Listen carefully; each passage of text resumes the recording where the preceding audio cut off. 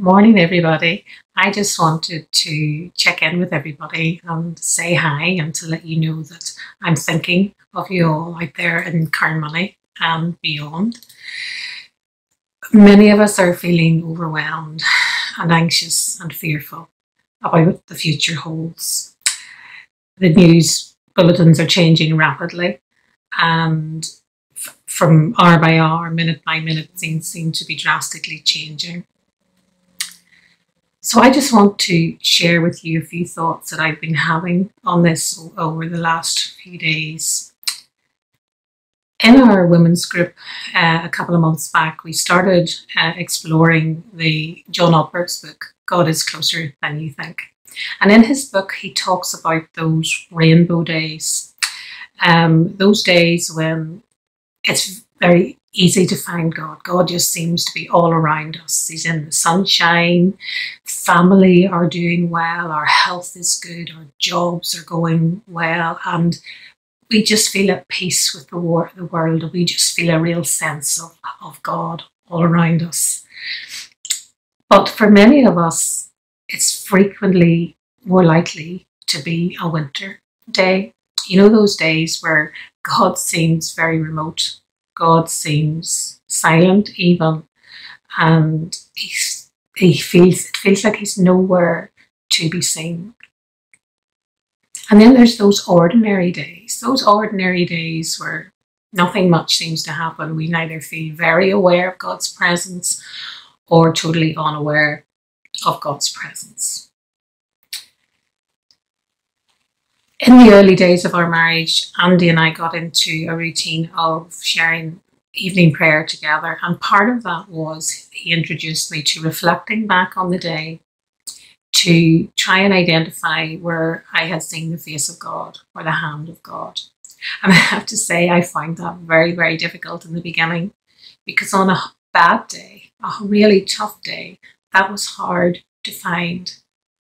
But what I was to discover was that I was looking in all the wrong places. I expected the mountaintop experience, the writing on the wall, the dramatic presence of God. But actually, I realized I wasn't listening, I wasn't being present, and that God is to be found in every situation we find ourselves in, not just in the good, not just in the bad, but in the ordinary. What sort of a day are you having today? How has the morning begun?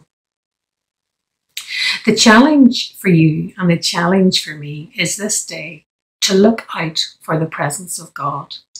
And that could be anything from the sun shining to the kindness of a stranger. Do you know, one of those texts or one of those phone calls that comes at just the right moment?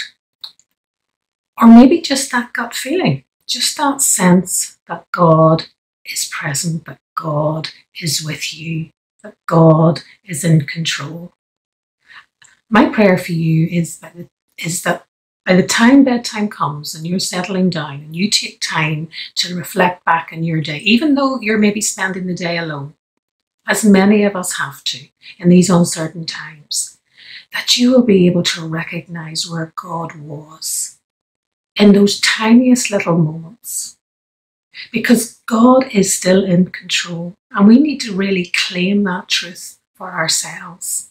I love Max Lucado's quote where he talks about if God had a refrigerator, he'd have your photo on it. If he had a wallet, your picture would be inside. He sends us a sunrise every day.